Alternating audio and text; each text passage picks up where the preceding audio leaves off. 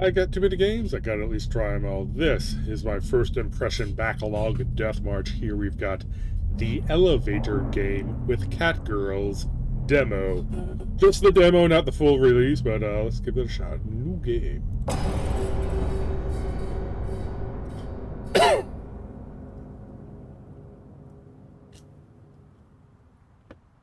Does it have an auto voicer? Self-voicing Yes! enabled. It's a cold, winter night. Snow started to fall a couple of hours ago, so the cityscape is littered with a layer of white fluff. It crunches under our feet as we walk down the street. Kirin, Tata. We're here.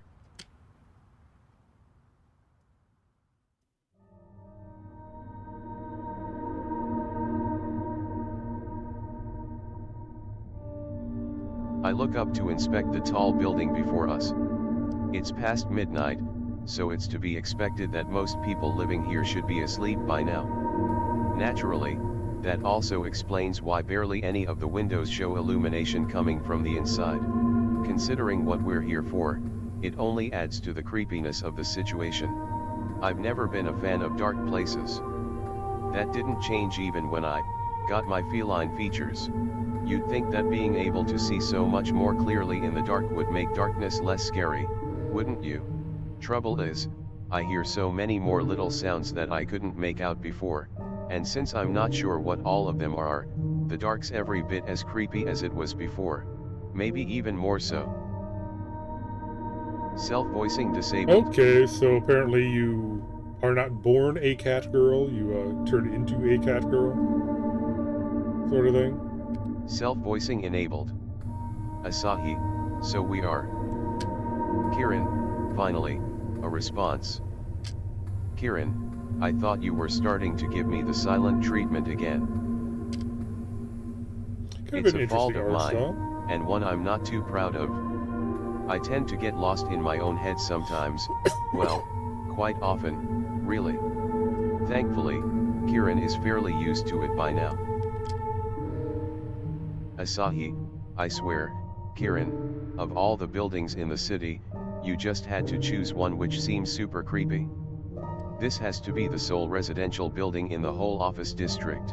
Self-voicing disabled. So, a little joke here. Kirin and Asahi are two brands of beer in Japan. So, if we see a Sapporo, then we know that's kind of what they're going for. Onward. Self-voicing enabled. Kirin, oh, but you know it couldn't have just been any building. This one is perfect. Asahi, and by perfect, you mean? Kirin, meeting the conditions and being less than 10 miles away from our homes. Kirin, or are you enjoying our walk in the snow together so much, that you'd like to prowl around aimlessly for another hour? Kirin, because I don't know about you, but I'm really starting to feel the cold. Asahi. Kirin, was that your plan?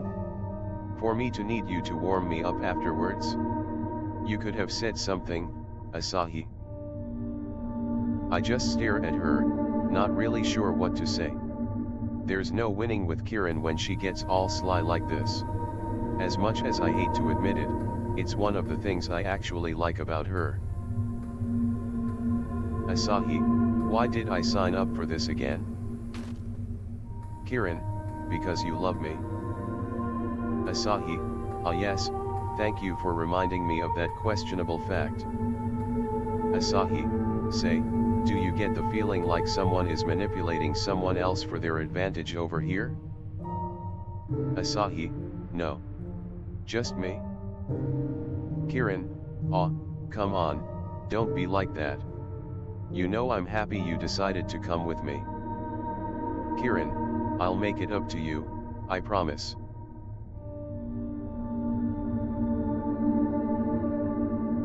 I stare at her for a moment longer before I sigh. I really can't argue with her, not when she's looking at me like that. And batting her eyelashes. I had a silent crush on this girl for the longest time, and never expected to one day find out that the attraction was mutual. The fact that we managed to actually get together still feels so unreal sometimes. If it weren't for the fact that the change affected her too, it would have never come to this. As much as I disliked it in the beginning, it made me feel like an outcast among my former peers. After all, our shared experience allowed me to be there for her when she needed it most. It's a memory I'm always going to cherish, of that I am sure. I breathe warmly on my hands, rub them together, and then jam them deep in my pockets. It's not much, but hopefully it will help keep some feeling in my fingertips. It's enough to let me focus on things in the here and now, at least, rather than just on how cold it is. Asahi, I said it before, and I'll say it again, you get provoked way too easily. Kirin, Asahi, you're doing all of this because of the bet with Sapporo, aren't you? See? I told ya!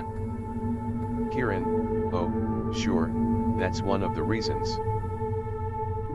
Kirin, but that's not the only one. I'm doing it because it's fun. Asahi, fun. Asahi, Kirin, you've seen the forums, not a single person out there ever said it was a good idea.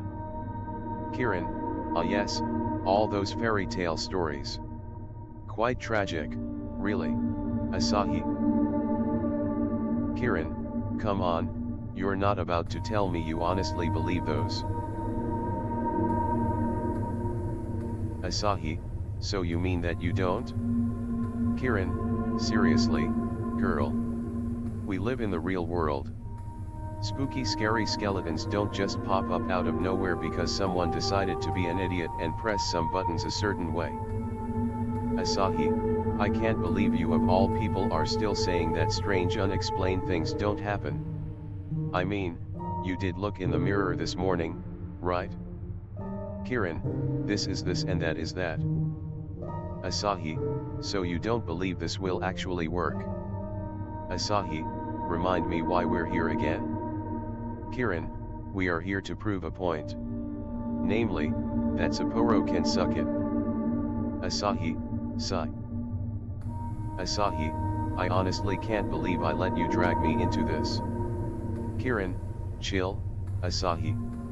We suffer the cold for a while longer, nothing happens, and then Sapporo owes me $50. $50 that will treat us to a nice dinner together. Asahi. Asahi. Asahi, I suppose, a dinner with you is a pretty good incentive.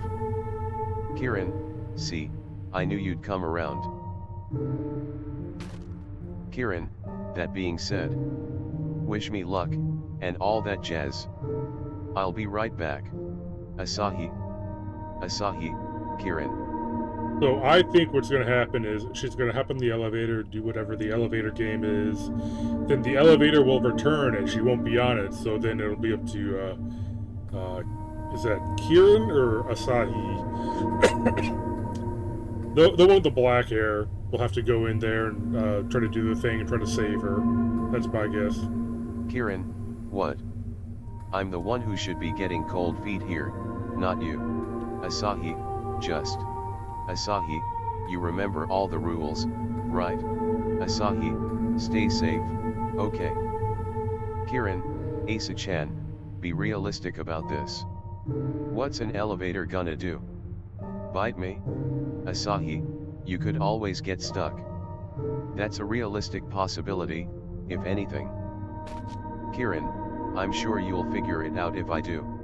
Kirin, now be sure to stay away from the building since we'd be breaking those majestic rules otherwise. Asahi, right. Kirin, see you in a bit. I stare as Kirin approaches the building's entrance, presses one of the intercom buttons, and moments later pushes the door open. How does she convince people to trust her so quickly, to let her into the building like that? She's gone from my side before I know it. A faint click as the door closes behind her. There's a feeling of unease pooling in my stomach. All of this being a bad idea, probably the worst we've had yet, just screams in my head. I'm so going to give Sapporo a piece of my own mind once all of this is over. It's not like I can really do much about it now, however. If I were to go after my girlfriend saying I've suddenly changed my mind, it would undoubtedly make her angry. Hell, We snuck out of our houses through the window without our parents knowing, just to go through with all of this. If I had a problem with this whole crazy idea, I should have said something way earlier. It's too late now. I wrap my fingers around my phone, and pull it from my pocket. As I do so, I see the screen shows 0013 AM. It took us around an hour to walk here, and while I dreaded us even being here in the first place, I'm also not looking forward to walking all the way back. Especially when it's bound to get colder as the night goes on.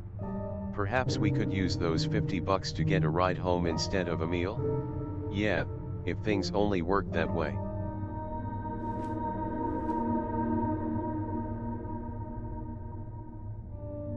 With another sigh, I turn away and start to walk towards a small park located in the middle of this godforsaken district.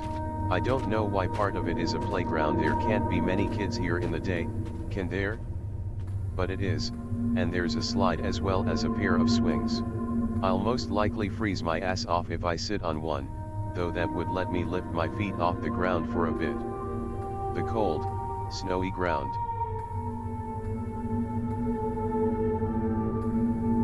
I decide to sit down on the nearest one. And just like that, the uneasy feeling of having entered a liminal space hits me, making the hairs at the back of my neck stand up. One's mind usually associates playgrounds with children, laughter, movement, and life in general. It's what they're designed for, after all. So when you get to experience the total opposite of that, when you find yourself sitting in an empty, childless playground in the middle of the night, it doesn't feel right. Your mind associates it with something being off, something being wrong. Why are you here, Asahi? In a place you shouldn't be?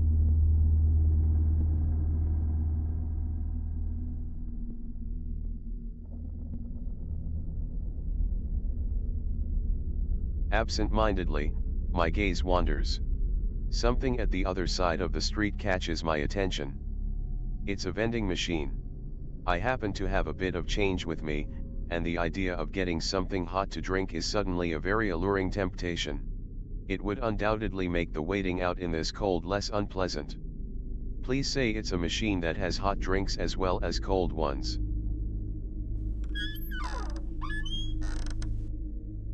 With my mind made up, I get back to my feet, checking the time more out of habit than actual curiosity again. 0014 AM. Only a minute's passed since Kirin disappeared into the building, and I'm both surprised and not really. The feeling of time passing slower than usual is normal when you obsessively wait for something, even more so when said waiting is physically uncomfortable.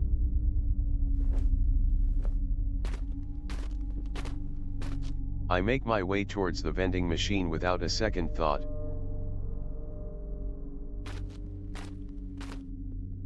To my relief, its glowing buttons do indeed hold the promise of a hot drink. Coffee. It is late at night. Nothing sounds better than a hot can of coffee right now. Not only will it help me survive the cold, it's also bound to give me an energy boost, one I could use for both the waiting, and the upcoming, inevitable journey all the way back home.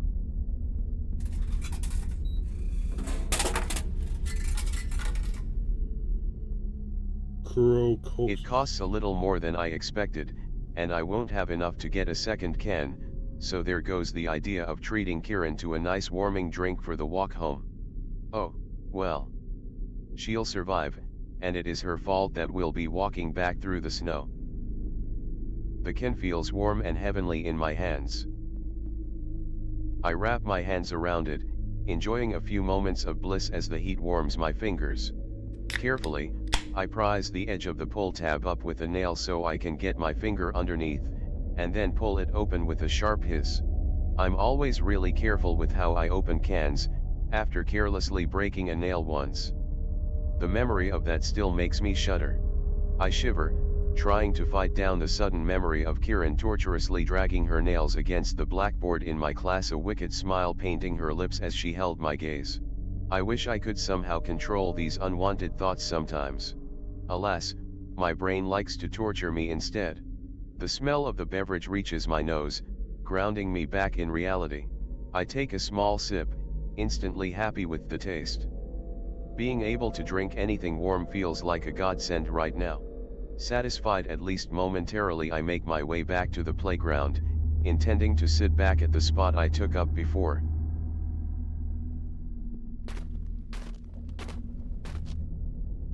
I reach the swing, and settle back down.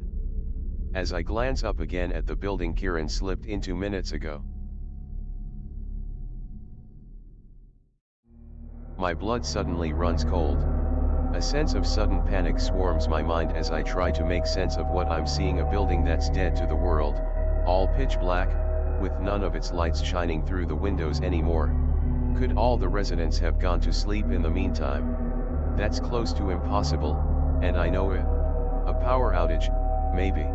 I quickly turn around and look at the other buildings around me.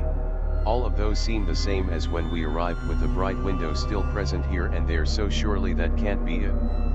If the power was cut off, it would affect the whole street, wouldn't it? Or even several streets. Almost spilling my drink, I hastily reach for the phone in my pocket. Asahi, huh? I blink, then close my eyes shut for a moment, certain that something's wrong with my eyesight. The time couldn't have just gone backwards. Or could it? A small sense of relief floods me as I quickly open my eyes again. It must have been a trick of the light before. Or perhaps there was a glitch with my phone's display. Perhaps there is something wrong with me. Remembering what made me reach for my phone in the first place, I raise my head to look at the building before me once more, only to see it in its previous state. The lights are back on as if they were never gone to begin with. The unease in my stomach stays, though. I know what I saw. I'm pretty sure I couldn't have just imagined it. It's been 5 minutes since Kirin went into the building. Is that enough to ride through a bunch of floors? Would she be mad if I called her so soon? Dwelling on it suddenly feels stupid. I open up the calls app on my phone, and there's her name at the top of the history. She'd called me just a couple of hours ago to confirm our plans for tonight. Admittedly, her name is also there for the call before that, and the one before. Okay, I chat to her a lot. So one more call now can't hurt, right? I hit the redial button. I should have expected the call wouldn't connect. If she's still inside of the elevator, there probably isn't any reception in there, is there? So what options does that leave me with? Going in after her? Waiting for another 5 minutes?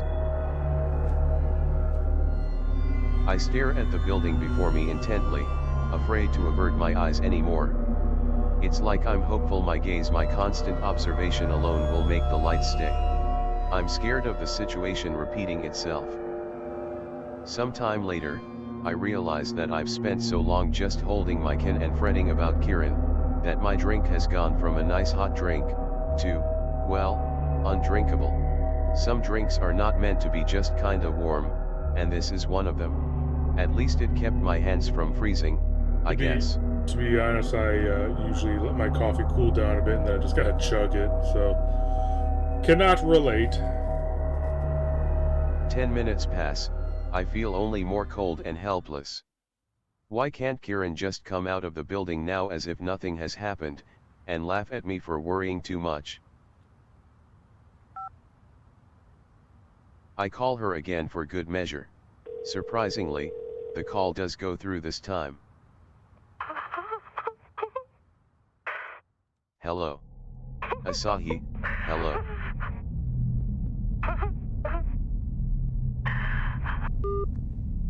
Asahi.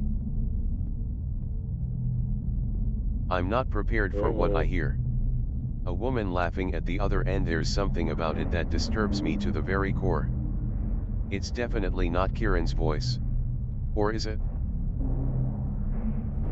All of a sudden, realization hits me. Sapporo, the bed, everything. Now this.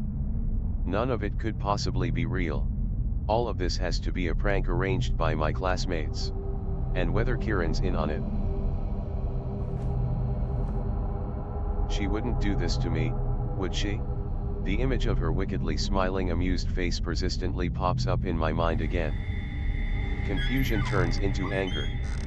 Before I know it, I'm on my feet, already marching to the building, determination boiling inside of me.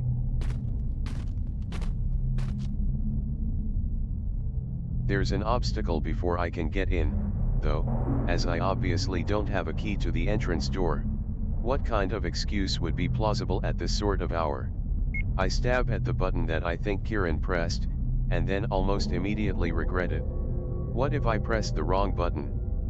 What if I press the right one, and sound stupid when the other person asks who's there? What if? To my surprise, there's a click from the intercom, and then a buzz as I'm let in without a single word being spoken. Huh. So Kirin didn't have to sweet talk anyone. I try not to dwell on the unexpected invitation as I shrug it all off on luck.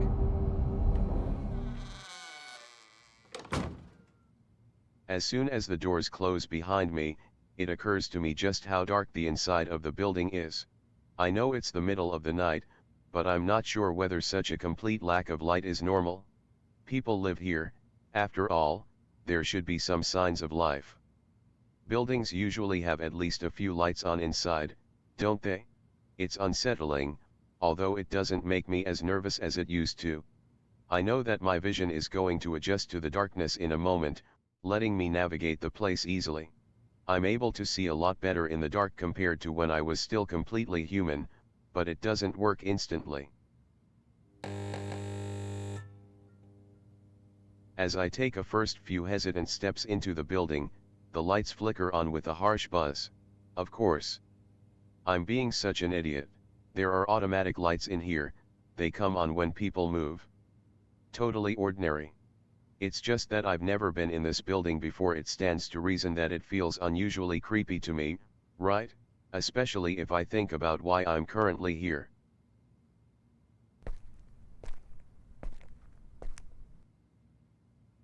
All that considered, it feels longer for me to reach the end of the long hallway than it probably should. It's a dangerous time to let your mind wander into places nobody sane would want it wandering to. At least the building inside is noticeably warmer than the outdoors. It makes the whole situation slightly easier to bear. My hands and feet almost started to freeze off in the meantime. The next thing I know, I stand before the elevator door, rooted to the ground, with the sudden sensation of someone watching me. Look behind! Abruptly, I turn around, more panic exploding inside of me as the automated light picks that exact moment to cut out. My first instinct is to get out my phone, let it illuminate the sudden darkness of the corridor, and God knows what else is inhabiting it currently. There's nothing. Nothing that I'm able to see. Anyway, it's just the empty corridor, a row of closed doors along each side, seemingly the same as when I first entered it. There's nobody there. I don't feel any less on edge when I turn back in the other direction, bearing my back to all of that space again, pressing the elevator button as quickly as I can find it. A distant sound of machinery starting up pierces the unnerving silence, followed by a hum which indicates that the elevator is in motion. It's clearly on a different floor, so I wait for it to descend. Taking a deep breath, I try to calm myself. It feels like an eternity for the thing to arrive. The doors finally slide apart with a slight scraping sound, and the small compartment finally opens up before me, completely empty. I'm not sure whether I should be surprised or not. A part of me hoped it wouldn't have to come to this, while another already expected for things to turn out this way.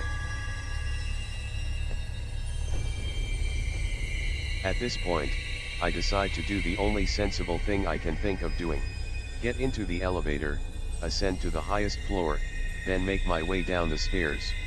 All in the hope of stumbling upon Kirin, possibly hiding from me on one of the floors. If only things turned out that easy.